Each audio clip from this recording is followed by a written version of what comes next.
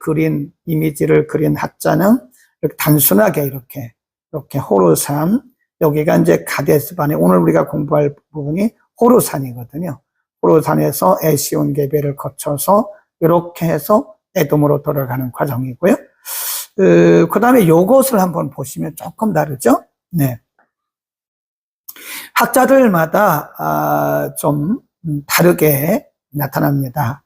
그래서 이게 민수기의 여정이라 이렇게 쓰여 있는데, 이집트에서 애굽에서 나와서 여기 이제 시내산에서 출발하고 가데스 바네아에서 13장, 14장, 12, 13, 14죠.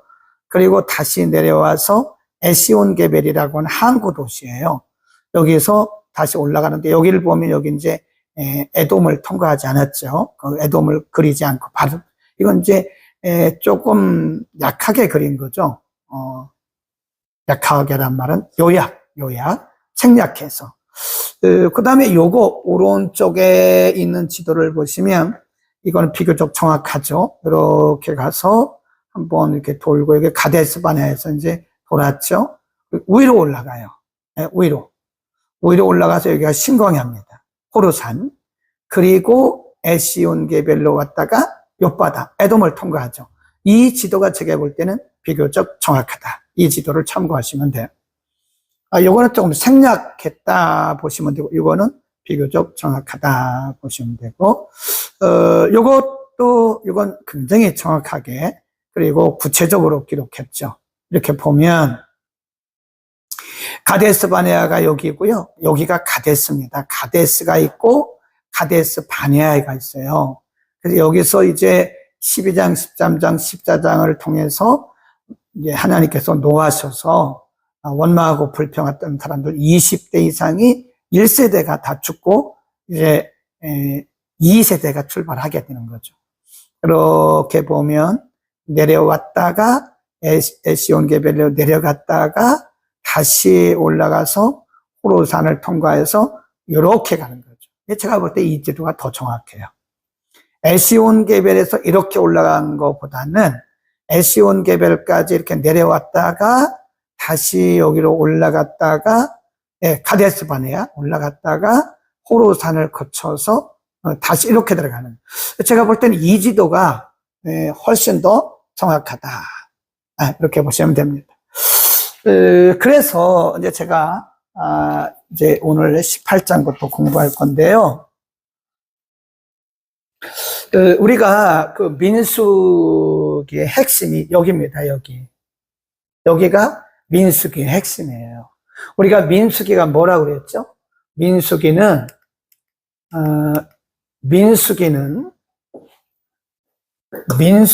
말은 광야에서 이스라엘 백성들이 방황했다. 원래 이게 방황의 책이에요. 방황의 책. 이스라엘 백성들이 하나님의 인도대로 구름기둥과 불기둥의 하나님의 인도를 따라 쭉 가지만 사실은 그럼에도 불구하고 하나님이 안 보이잖아요. 그러니까 여전히 이 사람들은 하나님을 신뢰해야 되는데 하나님을 신뢰하지 못하고 이들은 계속 여기서 방황하고 원망하고 하는 그런 일을 하는 거예요. 그래서 민수기의 핵심이 어디냐? 민수기의 핵심은 바로 이곳이다. 보시면 됩니다. 이곳이. 여기서 건 38년 걸린 거예요. 애굽에서 나와서 시내산까지는 그렇게 오래 걸리지 않았어요. 1년 조금 더 걸려요. 그리고 여기서 한 2년 정도, 그리고 여기가 이제 한 30, 정확히 말하면 한 37 플러스 얼마 이렇게 되겠죠. 네.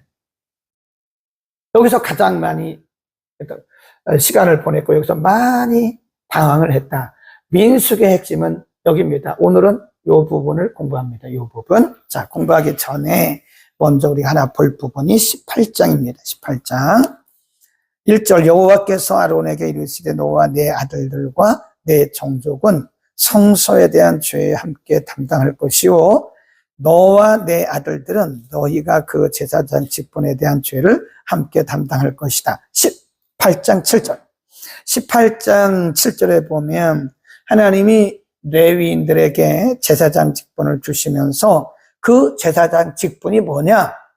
7절, 너와 내 아들들은 단과 장안의 모든 일에 대하여 제사장의 직분을 지켜 섬기라. 내가 제사장의 직분을 너희에게 뭘로 주셨다고요? 선물. 선물입니다. 직분은 선물이에요. 거기다 써놓으세요. 직분은 선물이다. 이게 우리가 무슨 목사의 직분, 장로의 직분, 권사의 직분, 또 우리가 무슨 전도사의 직분, 이런 직분을 받았다고 해서 내가 남들보다 탁월하다고 생각하면 절대 안 됩니다. 탁월하지 않아요. 우리 다 비슷비슷한 사람들이에요. 다 부족한 사람들이에요. 내가 믿음이 탁월해서 믿음이 좋아서 내가 목사가 되고 장로가 됐다. 그건 아닙니다. 하나님의 선물입니다. 선물. 하나님이 은혜로 주신 선물이다. 하나님께 를 주신 하나님은 이렇게 말씀합니다. 8절, 18장 8절. 여호와께서 또 아론에게 이르시되 보라, 내가 내 거제물 곧 이스라엘 자손의 거룩하게 한 모든 예물을 너로 주관케 하고 내가 그 기름 부음을 받았음을 인하여 그것을 너와 내 아들들에게 영영한 음식이라 음식 그 말입니다. 음식이란 말은 분깃 그런 뜻이에요. 제가 이거를 음식, 내가 너에게 주신 음식이다. 그것은 너에게 준 보상이다. 그런 뜻도 있고요. 또 영어 번역에 보니까 분깃이다. 분깃. 포션. 그 영어권 사람들은요, 이 포션이란 말을 많이 써요. 포션. 이 포션이란 말은 분깃입니다. 몫이다. 너에게 준 몫이다. 하나님이 레위인들에게 말씀하고 제사장들에게 말씀하기를 내가 너에게 제사장의 직분을 선물로 줬는데 그런데 이스라엘 백성들이 드리는 모든 재물은 너의 거야. 네가 먹어. 그런 뜻이에요. 네가 가져. 그런 뜻입니다. 하나님 앞에 일단 바치고 나서 내가 너에게 준 것이니 그걸 먹어라. 11절. 내게 돌릴 것이 이것이니 곧 이스라엘 자손에 드리는 거제물과 모든 요제물이라. 내가 그것을 너와 내 후손에게 영영한 포션, 분깃으로 내가 너에게 준다. 12절. 그들이 여호와께 드리는 첫 소산과 곧 제일 좋은 기름과 제일 좋은 포도주와 곡식을 내게 주었다. 네, 다 내 거야. 그런 뜻이에요. 21절. 내가 이스라엘의 11조를 레위 자손에게 기업으로 다 주어서 그들의 하는 일, 곧 회막에서 하는 일을 감나니 이후로는 이스라엘 자손이 회막에 가까이 말 것이라. 죄를 당하여 죽을까 하노라. 26절. 너는 레위인에게 고하여 그에게 이르라. 내가 이스라엘 자손에게 주하여 너희에게 기업으로 준 11조. 이스라엘 백성들이 하나님께 드린 11조를 누구에게 주신 거예요? 제사장들이 써라, 먹어라. 그런 겁니다. 그리고 그들은 11조의 11조를 하나님 앞에 드려라. 28. 너희는 이스라엘 자손에게 받는 모든 것의 11조 중에서 여호와께 거제로 드리고 여호와께 드린 그 거제물은 제사장 아론에게로 돌리되 너희의 받은 모든 예물 중에서 너희는 그 아름다운 것 곧 거룩하게 한 부분을 취하여 여호와께 거제로 드려라. 31절 보세요. 31절 우리가 줄을 긋습니다.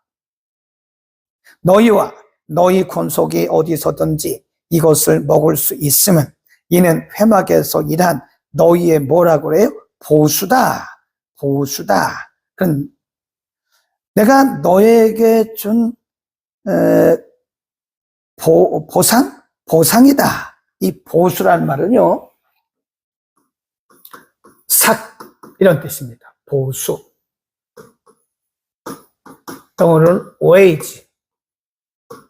이 wage란 말은 삭이에요, 삭. 일한 것에 대해서 준 그거를 보수라고 합니다. 보수. 우리가 일을 하면 급여를 받잖아요, 급여. 옛날엔 그걸 뭐라 그러냐면 월급이라고 그랬고 보수라고 그랬어요. 보수가 얼마죠? 그러면 월급이 얼마예요? 근데 요즘은 그런 말 잘 안 쓰잖아요. 우리 시대에는 그 월급을 보수라고 그랬어요. 보수. 하나님 말씀하시기를 이스라엘 백성들이 드리는 모든 예물과 그들이 드리는 11조, 이거는 내가 너희에게 주는 분깃이야 라고 말씀했어요. 네, 분깃이라 이렇게 말씀을 했습니다. 그래서 어떤 분들은요, 지금도 성도들이 드리는 11조를 목사님이 가져가는 분들인데 그렇게 가면 안 됩니다. 구약에 있는 레위인들은 분깃이 없었어요. 그렇죠? 우리가 가나안 땅을 다 정복한 다음에 분배를 하잖아요. 분배를 하는데 이때 레위 지파에게는 분배를 안 했어요. 그 대신에 12지파가 자기가 받은 것 중에서 이렇게 나눴어요. 그게 48성읍이라고. 거기서 살으라 그랬어요. 이들에게는 분깃이 없었습니다. 백성들에게 받는 분깃이. 대신 하나님이 보상을 해주신 것이다. 하나님이 보응을 해주신 것이다. 하나님이 값을 지불해 주신 것이다. 막 그런 얘기입니다. 근데 신약에 와서도 이것이 맞냐? 그래서 어떤 분은요, 우리 강서구에 계신 어떤 분은, 자기는 제사장이기 때문에, 자기가 성도들이 11조. 사실 교회 헌금 중에요, 80%가 11조입니다. 11조를 다 가져가. 그럼 큰일 나죠. 교회 운영을 뭘로 합니까? 그것은 성경을, 구약과 신약의 성경을 이렇게 의미적으로 적용을 해야 되는데, 의미적으로 적용을 하지 않고 뭘로 적용을 한 거예요? 그것은 바로 그걸 뭐라 그러냐? 여자적 해석이다. 문자적 해석이다 그래요. 문자적 해석. 이걸 다르게 말하면 여자란 말은 여자 남자 그런 뜻이 아니고요.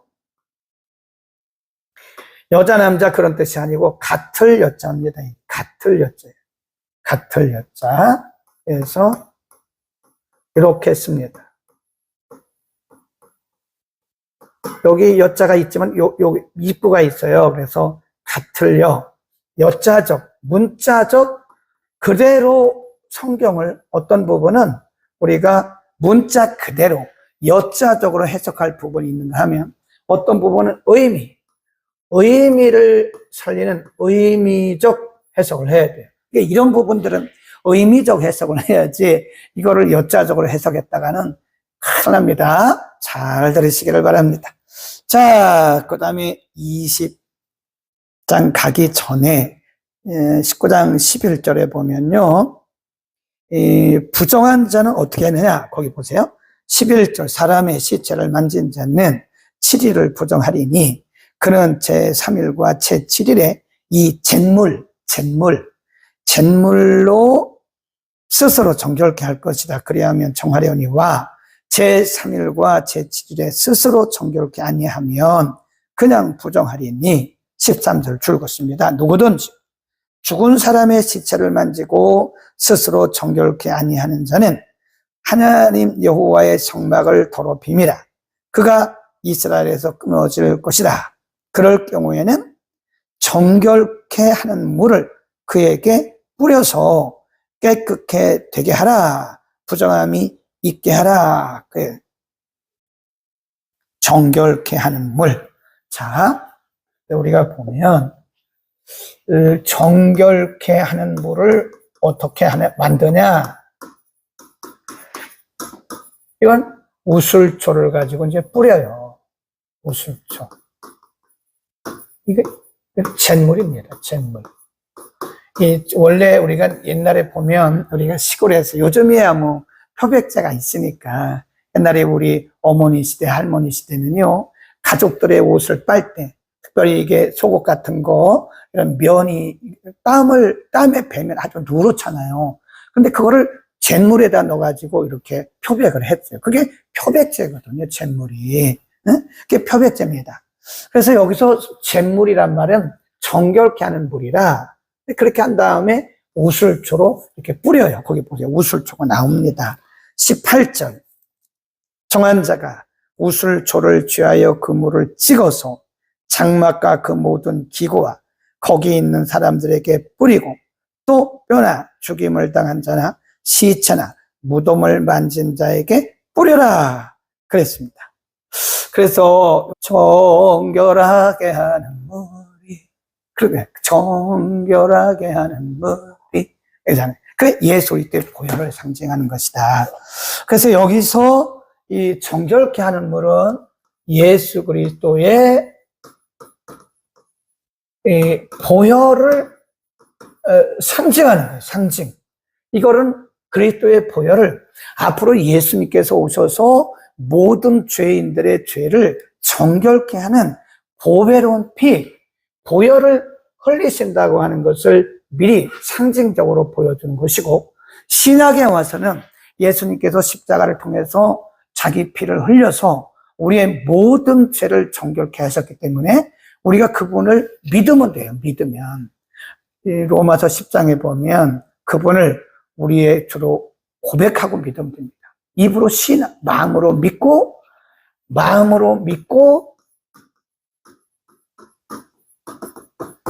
입으로 시인하여 구원에 이른다. 그런 말씀이 있잖아요. 예. 그러니까 우리가 신약에 와서는 우리가 무슨 물을 뿌릴 필요도 없는 것이고 그런 물이 어디가 있어요? 성수가 어디 있습니까? 예? 네. 여러분 아시잖아요. 허봉양 선교사님 아시죠? 허봉양인가. 그분의 남편이 그렇게 핍박을 했는데 나중에 목사가 됐대잖아요. 그래서 이 허봉양 선교사님이 집회 다녔는데 외국이고 어디고 따라다녔잖아요. 그 목사님이. 그래서 가끔 간증할 때 보면 우리 목사님 그러는데 그게 남편을 얘기하는 거예요. 근데 그분이 나중에 그렇게 핍박하던 분이 목사가 됐대잖아요. 근데 그분이 이런 얘기를 하더라고요. 어느 시골에 집회를 가셨대요. 집회. 그 아들도 목사님인데 보니까 아들도 60 몇 살이더라고요. 근데 자기 어머니를 닮아가지고 아주 재밌게 설교를 잘합니다. 근데 이분이 정말 옳은 얘기를 했어요. 이분이 80 중반인가 그런데 전 세계를 다니고 전국을 다 다녀요. 시골에 집회를 갔다잖아요. 근데 시골에 지금이야 시골도 이렇게 장보다도 하루 뭐라 그러죠? 이렇게 편의점 이런 게 다 있잖아요. 이 편의점이 없는 그런 시골 아주 산골에 가서 이제 집회를 했는데 저녁이 되었는데 어떤 집사님이 이렇게 하더래요. 상추를 가져왔대요. 그냥 상추 가져오면서 선교사님 드시오 이렇게 하면 좋은데 상추를 가져온 집사님이 하나님이 요 말을 빼라니까요. 도대체 무슨 하나님이냐고요. 하나님이 밭에 가서 상추를 뜯어다가 선교사님 갖다 드리라고 그랬다는 거예요. 그래가지고 이 허봉랑 선교사님이 그 앞에 놓고 막 뭐라 했대잖아요. 집사님 무당이요 무당? 막 뭐라 했대잖아요. 무당이냐고. 뭘 하나님이 그 상추를 갖다 주라고 그랬냐고. 무슨 하나님이 그렇게 하냐고. 하나님이 바쁘다 바빠 막 그랬대잖아요. 아니 마음에 그렇게 하면 되잖아요. 내 마음에 선교사님이 시골까지 오셔서 이렇게 집회를 하시는데 내가 갖다 드릴 건 없고 그래서 저 밭에 보니까 상추가 있더라. 그래서 내 마음속에 그 상추를 뜯어다 드렸으면 좋겠다 해서 상추를 뜯어서 깨끗이 씻어서 가져왔습니다. 이렇게 하면 얼마나 좋냐고 막 그랬대잖아요. 그렇게 말하지 무슨 하나님이 뭐 상추를 뜯어다 주다가 하냐 무당이야 막 그랬대잖아요. 그러면서 그분이 하는 얘기가 자기가 젊을 때부터 남편의 핍박을 받으면서 지금까지 수십 년을 내가 90이 다 되도록 이렇게 말씀을 전 세계적으로 전국적으로 전할 수 있는 것은 내가 하나님의 말씀을 떠나지 않았다. 그런데 미혹되지 않고 내가 뭘 봤네 뭘 들었네 하나님이 말씀하셨네 그런데 미혹되지 않고 오직 하나님의 말씀만 붙들고 오늘까지 왔더니 하나님이 자기를 끝까지 쓰셨다. 얼마나 멋있어요. 네, 우리는 말씀대로 살아야 됩니다. 이거 얘기하다 그런 거 이거 얘기하다. 이거 성수 이거 아닙니다. 이거 아니라고요. 이거 백날 뿌려도 우리의 죄가 용서받지 못합니다. 네? 우리의 죄가 용서받는 것은 그리스도의 보혈, 영원한 우리의 뭐죠? 정결케 하는 물, 우리를 정결케 하는 영원한 보혈, 예수 그리스도의 보혈이 우리를 정결케 하시는 거지.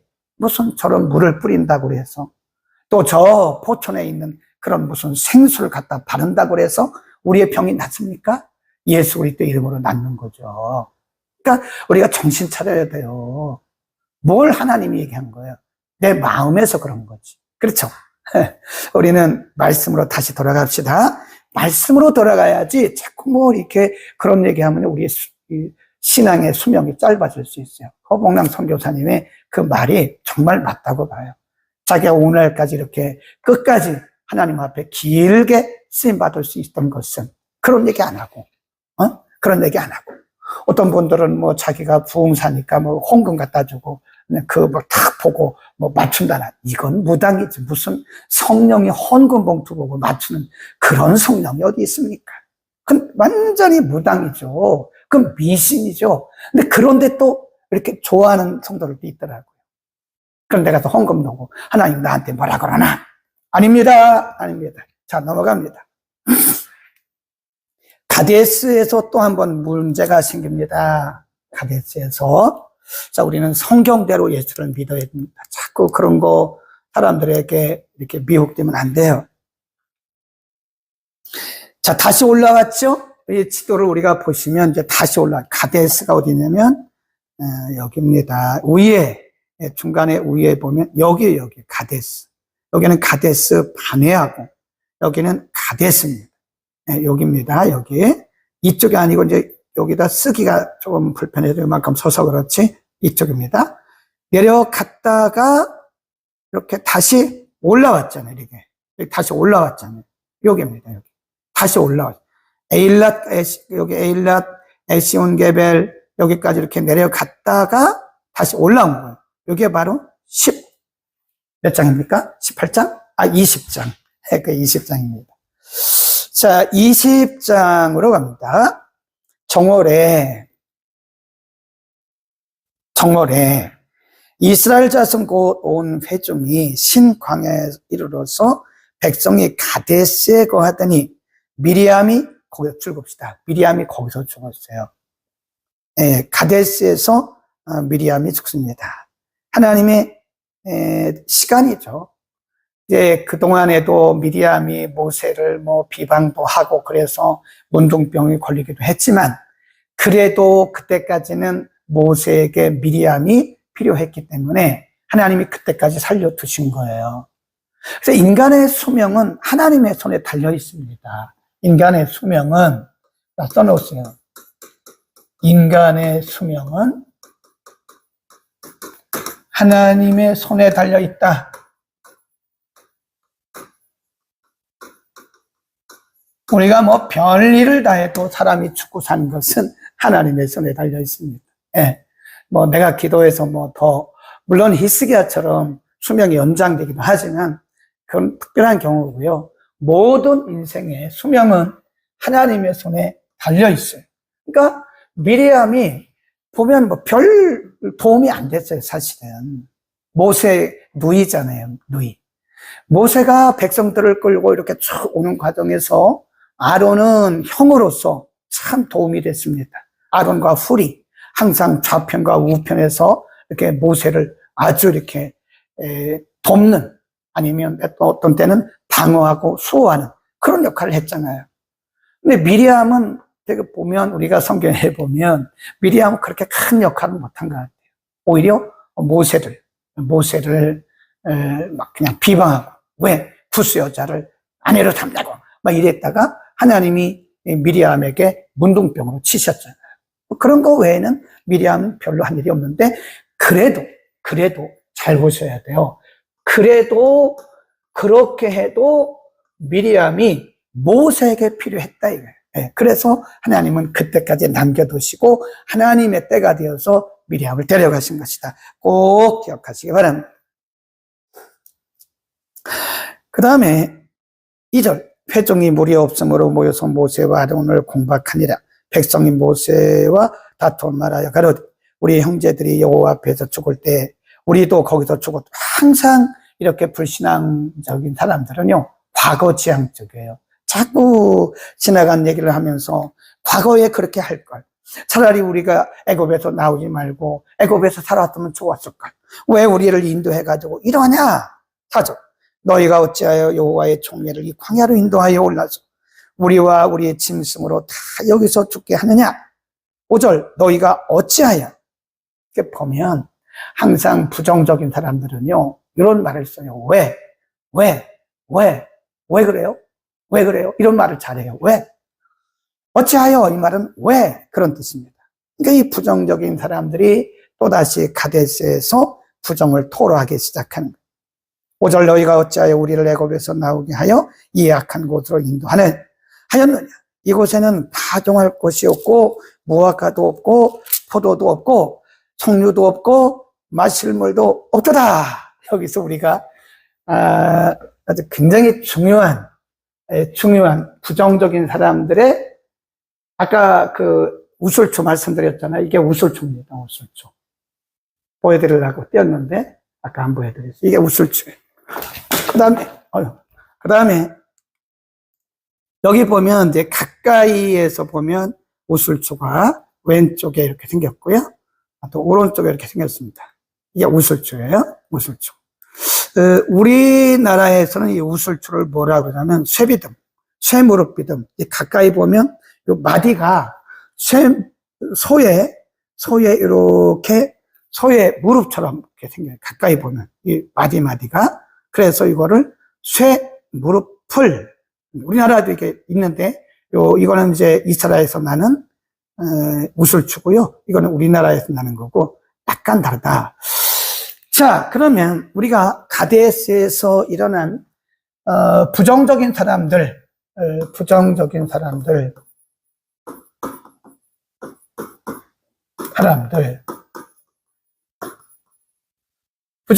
사람들에게서 나오는 특징이 뭐냐면 어찌하여 왜 그래 어찌하여 왜 그래요? 아버지가 왜 이래요? 엄마가 왜 이래요? 부인에게 당신은 왜 그래요? 남편에게 왜 그래요? 이해를 못하는 거죠. 이해가 없어요. 부정적인 사람들은 언제나 이해가 없습니다.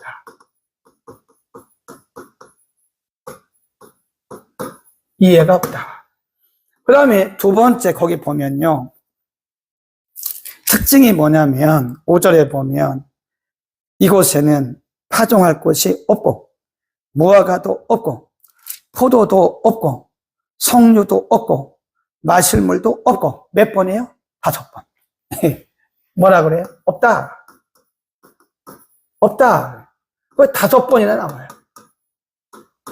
사실은 없는 게 아니거든요. 사실은 지금 하나님께서 이들에게 만나를 계속 내려주셔요. 지금 날이면 날마다 그들이 먹을 만나를 계속 내려주시는데 물이 없다고 뭐 포도주도 없다고 무화과도 없고 계속 없고 이러는 거예요. 그러니까 부정적인 사람들의 주 특기가 뭐냐? 없다.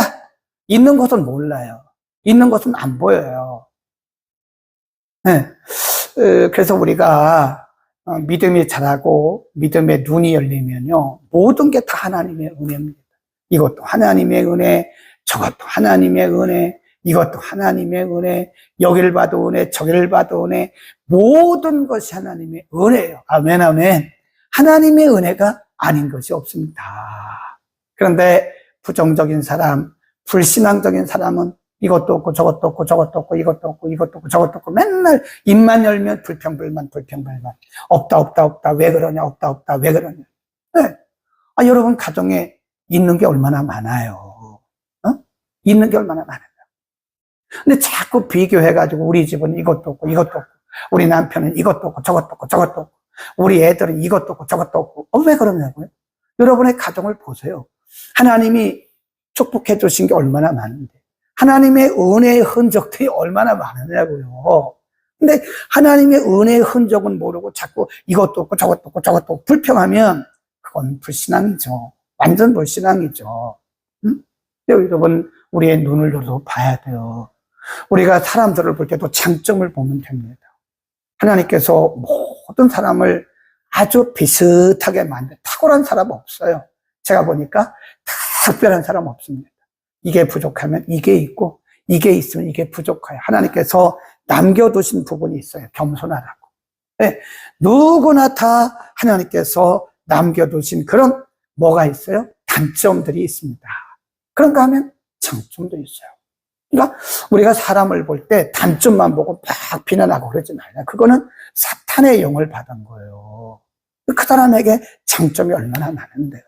네, 내가 볼 때 이분은 이렇게 단점도 있지만 이런 장점도 있구나. 그래서 단점은 뭐 해줘요? 덮어주고 장점은 살려주고 거기다 써놓으세요. 그래서 긍정적인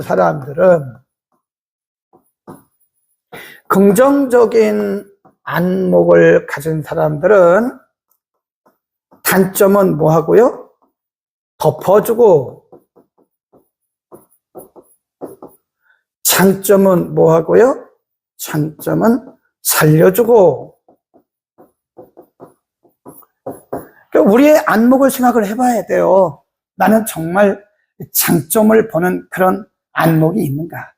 나는 장점은 못 보고 맨날 이렇게 단점만 보고 가정에서도 불평불만, 회사에 가서도 불평불만, 네, 교회 와도 불평불만.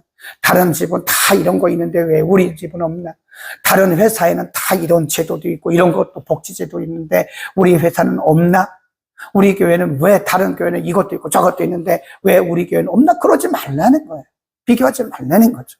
하나님께서 우리에게 주신 것들이 많아요. 여러분이 혹시 없고 이렇다면 여러분들은 회개하고 다시 하나님 앞에 돌아가야 됩니다. 있는 것을 보세요. 하나님이 우리에게 주신 것이 얼마나 많은데 없다고만 말하냐고요. 있는 것에 감사하시기를 바랍니다. 자, 그 다음에 6절. 그때 그러니까 모세와 아론이 총회 앞을 떠나 회막문에 이르러 엎드리며 여호와의 영광이 그들에게 나타나며 여호와께서 모세에게 일러 가라사대 지팡이를 가지고 내 형 아론과 함께 회중을 모으고 그들의 목전에서 너희는 반석에게 뭐라고 그랬어요? 명하라. 잘 보셔야 돼요. 그 지팡이를 가지고 반석을 쳐라. 이렇게 말씀하신 게 아니에요. 하나님이 모세에게 증거를 보여주시려고 뭐라고 말씀하셨냐면 지팡이를 가지고 가서 지팡이를 들고만 가라 이거예요. 지팡이를 들고 가서 반석에게 명하라. 이게 하나님의 말씀이에요. 하나님이 모세에게 말씀하시는데 지팡이를 가지고 와. 그런데 그 지팡이를 치지 마라 그런 말씀 안 하시고 지팡이를 들고 가서 반석에게 명하라. 그러면 내가 물을 내겠다. 그런데 거기 보세요. 내가 그 반석으로 물을 내게 하여 회중과 그들의 짐승에게 마시울 거라. 모세가 그 명대로 여호와 앞에서 지팡이를 취한 10절 모세와 아론이 총회를 그 반석 앞에 모으고 모세가 그들에게 이르되 패역한 너희여 들으라. 우리가 너희를 위하여 이 반석에게 물을 내랴 하고 그 손을 들어 그 지팡이로 반석을 몇 번 쳤어요? 2번. 하나님의 말씀을 어겼죠. 하나님 말씀이 그거 아니죠?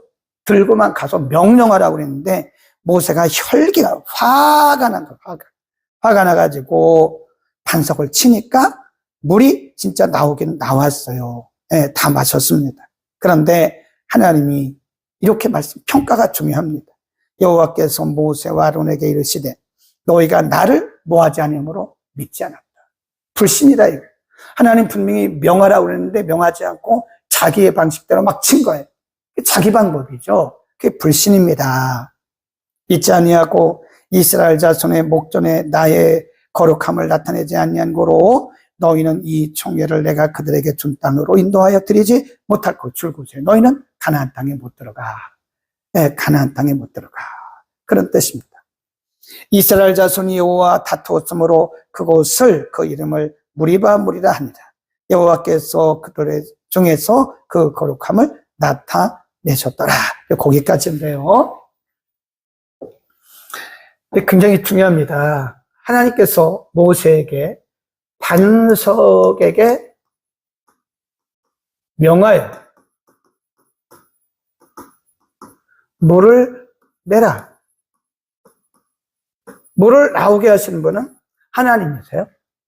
그런데 모세는 너무 화가 난 거예요. 이 백성들이 걸핏하면 원망하고, 걸핏하면 원망하고, 걸핏하면 불평하고, 없고 이러니까 모세가 화가 났어요. 그래서 하나님의 명하신 대로 안 하고 자신의 방법대로요. 그래서 반석을 명한 것이 아니라 2번 쳤어요.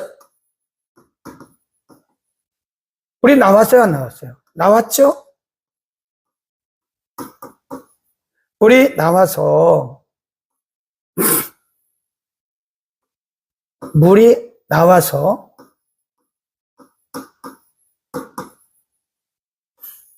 나와서 그 원망하는 백성들의 목을 다 축여줬어요. 응답된 거죠? 잘 보셔야 됩니다. 물이 나와서 일단은 백성들의 요구가 일단은 충족이 된 거예요. 그러나 하나님께서 모세에게 말씀하시기를 너는 나를 믿지 않았다.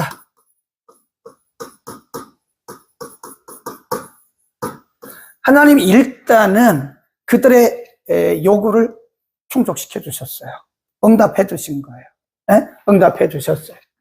그리고 말씀하시기를 너는 나를 믿지 않았어 라고 책망하신 다음에 이 죄에 대한 믿지 않은 불신앙의 죄에 대해서 하나님이 어떤 결과를 내시냐면 너희는 가나안에 들어가지 못해.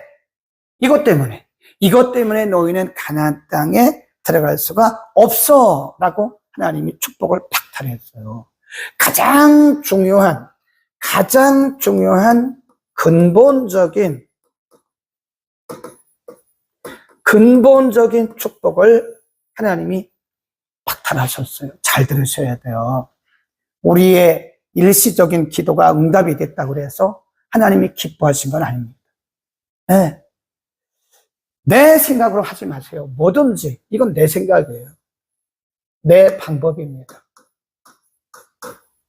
내 방법, 내 생각. 그래도 일단 물은 나와요. 네.